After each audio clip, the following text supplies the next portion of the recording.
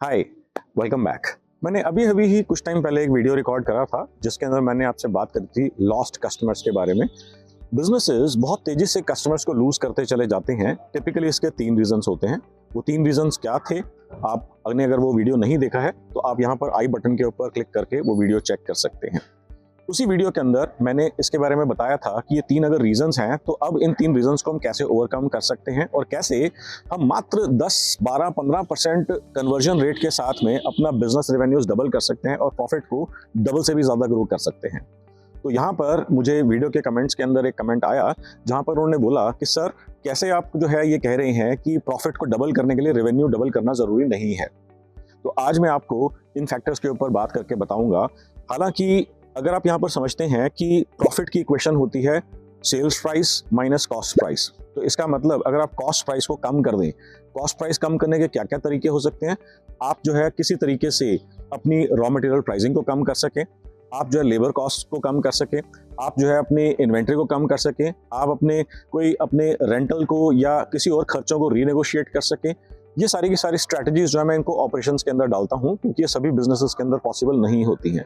But मैं आपसे बात करूंगा आज मार्केटिंग रिलेटेड स्ट्रैटेजीज के बारे में जिनको यूज करके आप जो है अपने प्रॉफिट्स को डबल कर सकते हैं, मोर देन डबल कर सकते हैं without having to double your revenues.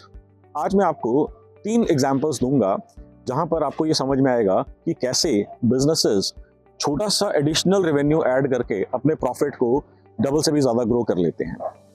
Typically ये 2 स्ट्रैटेजीज जो हैं मैं इसके बारे में बताऊंगा। एक स्ट्रैटेजी है प्राइस ऑप्टिमाइजेशन और दूसरी स्ट्रैटेजी है अपसेलिंग एंड क्रॉस सेलिंग।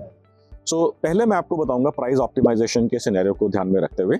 मेरे पास एक बिजनेस ओनर आए जो फूड प्रोडक्ट्स के अंदर हैं, जैसे फॉर एग्जांपल चावल, फॉर एग्जांपल मसाले, for example any such products similar और रिलेटेड टू दिस कैटेगरी। अब उन्होंने मेरे को बोला कि मात्र उनका जो प्राइस है एज ए मैन्युफैक्चरर 1.5%, 2%, 3% के बीच में वेरी करता है।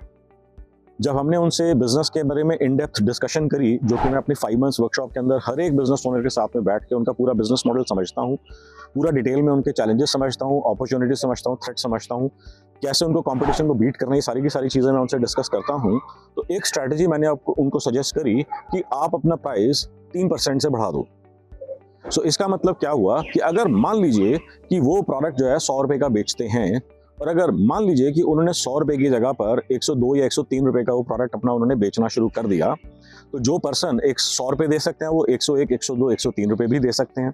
तो जैसे ही मैंने उनको ये बोला, उन्होंने पहले तो थोड़ा सा डिसएग्रीमेंट शो करा। मैंने कहा कोई बात नहीं, आप जो है कल सवेरे या इस वीक में कोई भी आपके पास नया ऑर्डर या कोई नया आपके पास आता है तो आप उनको बोलो कि हमारा प्राइस ये है।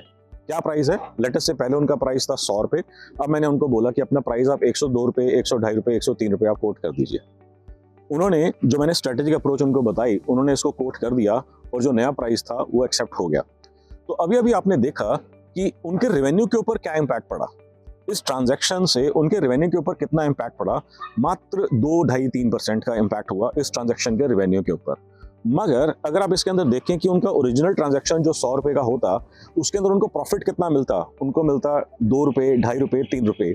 और जैसे मैंने आपको बताया कि हमने प्राइस को स्लाइटली ऑप्टिमाइज कर दिया with a very specific strategy of pitching जो हमने उनसे डिस्कस करी थी, तो उन्होंने क्या करा, अपना प्राइस 100 रुपये की जगह पर 102 रुपये, 103 रुपये कोट कर दिया। अब रेवेन्यू के अंदर इंक्रीज हुआ सिर्फ 2 से 3% का, मगर प्रॉफिट को भी तो देखिए, प्रॉफिट जो है एकदम से डबल हो गया।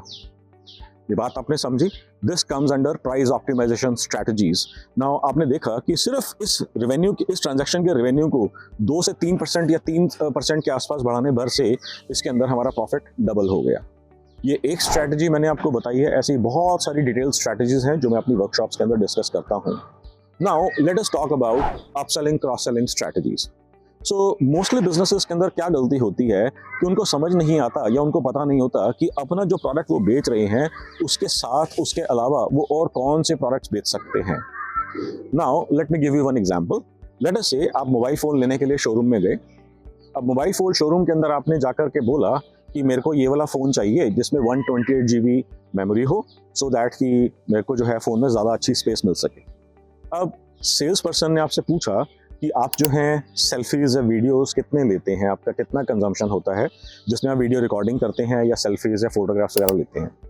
तो टिपिकली फीमेल जेंडर के अंदर वीडियोस का और सेल्फीज का थोड़ा सा ज़्यादा यूजेज होता है, और मेल्स के अंदर भी डिपेंडिंग ऑन आपके इंटरेस्ट या आपकी हॉबीज़ क्या है, ज़्यादा भी हो सकता है, कम भी हो सकता है। सो लेट अस से आपने उनको बताया कि मेरा XYZ यूजेज है जिसके अंदर मैं वीडियोस क्रिएट करता हूँ या मैं फोटोग्राफ्स वगैरह क्रिएट करता हूँ या क्लिक करता हूँ। तो उन्होंने सजेस्ट करा कि ऐसा करिए सर मैम कि आप 128 GB का तो प्रोडक्ट सोच के खरीदने के लिए आई ही हैं, मैं आपको सजेस्ट करता हूं कि आप 128 GB की जगह पर आप 256 GB वाला फ़ोन खरीद लें। मात्र 3-4 हज़ार रुपये का या 4-5 हज़ार रुपये का फ़र्क पड़ेगा। अभी अभी क्या हुआ, उन्होंने आपको अपसेल करा। आप 128 GB का फ़ोन लेने के लिए आए थे, उन्होंने आपसे समझ के और आपको समझा करके उन्होंने आपको रिकमेंड करा कि आप 128 की जगह पर 256 GB वाला फ़ोन ले लीजिए। अब हो सकता है आप में से कुछ लोग कहेंगे वो तो सेल्स का पर्सन है तो ज़बरदस्ती मेरे को कुछ बेचने की कोशिश कर रहा है, आप उनसे एग्री ना करें। बट आप में से ऐसे भी कुछ लोग होंगे जिनको लगेगा हाँ ये बिल्कुल ठीक कह रहे हैं। क्यों? क्योंकि उन्होंने आपको एक्सप्लेन करा था कि क्या कभी आपके साथ हुआ है ऐसा कि आप जो है अपना वीडियो अपना रिकॉर्ड करने के लिए फ़ोन निकाला, उसमें आ गया मेमोरी ख़त्म हो गई है, please delete some previous videos, please remove some data. या फिर क्या आपने कभी ऐसा एक्सपीरियंस करा था कि आपका फ़ोन जो है बिल्कुल स्लो डाउन हो गया है, या ऐप्स हैंग होनी शुरू हो गई हैं, या ऐप्स खुलने के बाद इमीडिएटली बंद हो जाती है क्योंकि आपके फ़ोन में इनफ स्पेस नहीं रही है। तो टिपिकली ये इश्यूज़ तब आते हैं जब आपके फ़ोन की स्पेस जो है ऑलमोस्ट ख़त्म हो रही होती है या नियरली ख़त्म हो ही चुकी होती है। सो इस केस में वो आपको रिकमेंड कर रहे हैं कि आप 128 की जगह पे 256 GB वाला फ़ोन ले लीजिए।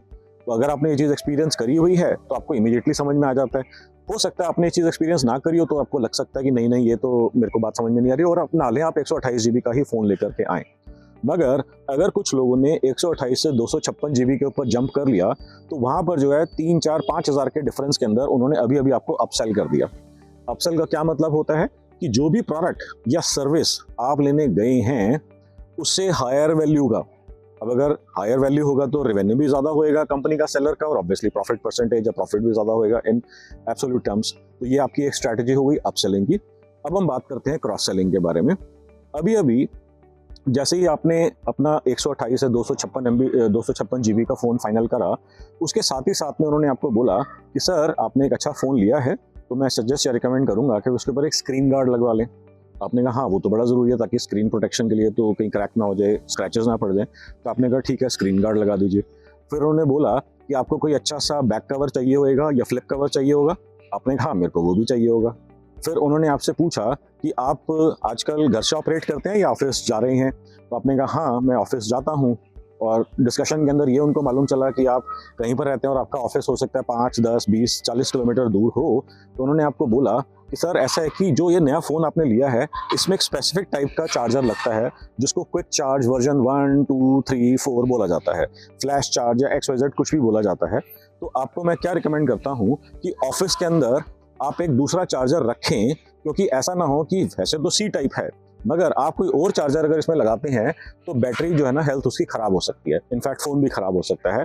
बिकॉज क्विक चार्ज के जो अलग अलग वर्जन्स हैं उसके अंदर टेक्निकल रेटिंग्स डिफरेंट है। तो जिस फ़ोन के लिए जो टेक्निकल रेटिंग है आपको उसी का ही चार्जर लगाना है। आपने कहा अच्छा ठीक है, आपने एक चार्जर और ले लिया। हो सकता है आपने ओरिजिनल लिया हो सकता है आपने कंपैटिबल लिया हो, मगर एक चार्जर आपने और ले लिया। फिर उन्होंने आपको बोला कि सर अगर आपका ऑफिस घर से दूर है तो क्या कभी ऐसा हुआ है कि घर से ऑफिस या ऑफिस से घर जाते टाइम या टिपिकली शाम को ऑफिस से घर वापस जाते टाइम आपकी बैटरी ख़त्म हो गई हो या हो रही हो और आपको टेंशन हो रही हो? तो आपने कहा ऐसा भी हुआ है। तो उन्होंने बोला कि आप एक बैटरी बैंक ले लीजिए या फिर एक कार चार्जर ले लीजिए। तो उन्होंने आपको बैटरी बैंक भी दे दिया।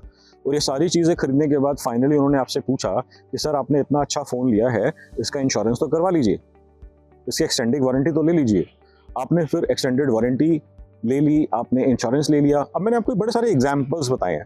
हो सकता है कि आपने सारे के सारे एग्जाम्पल्स आपने ऑप्ट करके खरीदे ना हो, मगर ऐसा भी हो सकता है कि आपने इसमें से, मैंने जैसे आपको 3, 4, 5 वेरिएशंस बताई हैं तो आपने उसमें से 2 चीज़ें ले ली, 3 चीज़ें ले ली, बिल्कुल पॉसिबिलिटी है। तो आपको समझना क्या है कि हो सकता है आपने जो 30, 40, 50 हज़ार का फ़ोन लिया, आप जो लेने आए थे वो आप 40-45 हज़ार का लेने आए थे, उन्होंने आपसे लगभग 50 हज़ार का फ़ोन आपको बेच दिया क्योंकि उन्होंने बोला कि 128 की जगह 256 GB का ले लीजिए। तो ये अपसेल का हो गया, रेवेन्यू इंक्रीज़ हुआ, प्रॉफिट भी उनका इंक्रीज़ हुआ। नेक्स्ट जो उन्होंने एक्सेसरीज़ बेची, जो मैंने आपको बताया, स्क्रीन गार्ड हो सकता है, फ्लिप कवर हो सकता है, आपका बैटरी बैंक हो सकता है, एक्स्ट्रा चार्जर हो सकता है, कार चार्जर हो सकता है, उसके बाद मैंने आपको बताया एक्सटेंडेड वारंटी हो सकती है, उसके बाद मैंने आपको बताया इंश्योरेंस हो सकता है और इसके तरीके की और भी बड़ी सारी चीज़ें हो सकती हैं। आपने यहाँ पर देखा कि ये जो सारी की सारी एडिशनल चीज़ें हैं, हो सकता है ये 2000, 3000, 4000 की हों। अब आपको ये समझना है कि उसने कोई बड़ी बात नहीं है कि जो उन्होंने पूरा फ़ोन बेचा है, फ़ोन के अंदर वो 500 रुपये या 1000 रुपये या 2000 रुपये कमा रहे हों और इन 3-4 हज़ार के अंदर वो जो है इससे ज़्यादा प्रॉफिट कमा रहे हों। अपसेलिंग एंड क्रॉस सेलिंग करके उन्होंने अपना प्रॉफिट को डबल या उससे भी ज़्यादा कर लिया, बिकॉज जो भी एक्सेसरीज़ हैं, ये थर्ड पार्टी एक्सेसरीज़ हैं, इसके अंदर बहुत ही हाई होती है प्रॉफिटेबिलिटी, बहुत ही हाई होती है प्रॉफिटेबिलिटी, कोई बड़ी बात नहीं है। सेम चीज़ अगर हम बात करते हैं, तो अगर हम कार लेने के लिए जाते हैं तो हम लोग जो है एक ट्रेंड हमने देखा है कि लोग कार खरीदने जाते हैं तो वो या तो फुल्ली लोडेड टॉप मॉडल लेते हैं या फिर उसके अंदर एक्सेसरीज ऐड करने के लिए आपको कार शोरूम डीलर्स जो आपको बोलते हैं, तो वहाँ पर सेल्स पर्सन बोलता है सर ये एक्सेसरीज ले लो, ये एक्सेसरी ले लो, ये एक्सेसरी ले लो, इससे ये ऐसा होएगा, इससे ऐसा होएगा, इसमें ऐसी कोटिंग करा लो, और कोटिंग के नाम पे लाखों लाखों रुपए की कोटिंग होती हैं। सो अब आपको क्या समझना है कि जब कार आप खरीद रहे हैं तो उसके अंदर इंश्योरेंस के अंदर, एक्सटेंडेड वारंटी के अंदर, उसके बाद कोटिंग्स के अंदर, एक्सेसरीज के अंदर, जितनी भी चीज़ें वो बेच रहे हैं over and above the car that you are buying, उसके अंदर उनका परसेंटेज प्रॉफिट कहीं ज़्यादा होगा as compare to the actual car. तो जो एक्सेसरीज वो आपको बेच रहे हैं उसके अंदर उनका प्रॉफिट जो है सिर्फ हो सकता है, उनका रेवेन्यू जो है हो सकता है 10%, 20% से बढ़े, मगर प्रॉफिट जो है कोई बड़ी बात नहीं है, 50% से 70% से 80% से 100% से बढ़ जाए। तो आपको यहाँ पे क्या समझना है कि मैंने आपको 3 अलग अलग एग्जांपल्स दिए कि आप जो है कैसे प्राइस ऑप्टिमाइजेशन टेक्निक यूज़ करके, कैसे आप upselling and cross selling techniques use करके, और ऐसी और भी बड़ी सारी टेक्निक्स हैं जो मैं अपने वर्कशॉप्स के अंदर बहुत डिटेल में डिस्कस करता हूँ, आप अपने प्रॉफिट्स को ग्रो कर सकते हैं। और मैं जो बात कर रहा हूँ ये टेक्निक्स जो हैं ये marketing related and sales related techniques हैं, मैं ऑपरेशंस के ऊपर बात नहीं कर रहा हूँ, जो कि ऑपरेशंस की टेक्निक्स जो हैं वो हो सकता है हर एक बिजनेस में एप्लीकेबल हो या ना हो, मगर मार्केटिंग स्ट्रैटेजी, सेल्स स्ट्रैटेजीज जो हैं वो तो सारे बिजनेस में ही एप्लीकेबल होती हैं। सो अभी मैंने आपको जैसे एक्सप्लेन करा, तो क्या आपको कुछ नई इनसाइट्स मिली कि आप कैसे अपने रेवेन्यूज़ को डबल करे बगैर अपने प्रॉफिट्स को डबल या उससे भी ज़्यादा ग्रो कर सकते हैं। अगर आपको ये वीडियो अच्छा लगा, आपको कुछ नई इनसाइट्स मिली, तो अभी का भी लाइक बटन दबाएं। और जैसा कि मैंने पिछले वीडियोस में भी आपको बताया है, बहुत सारे ऐसे लोग हैं जो मेरे वीडियोस देख तो रहे हैं मगर उन्होंने मेरे चैनल को सब्सक्राइब नहीं करा हुआ। So I would request you to please subscribe my channel and press the bell notification icon and click all notifications as well. साथ ही साथ में अगर आप चाहते हैं कि आप जो है मेरे से कंटिन्यूसली जुड़े रहें, तो मेरी प्रॉफिट एक्सप्लोजन कम्युनिटी के नाम से एक व्हाट्सएप कम्युनिटी है। इस कम्युनिटी के अंदर मैं marketing, sales and business growth related चीज़ें डिस्कस करता हूँ। कंप्लीटली प्राइवेट कम्युनिटी है, कोई पैसा नहीं है, बिल्कुल फ्री है, ना आप किसी को देख सकते हैं ना कोई आपको देख सकता है। सिर्फ और सिर्फ business, marketing, sales and growth related conversations वहाँ पर होंगी।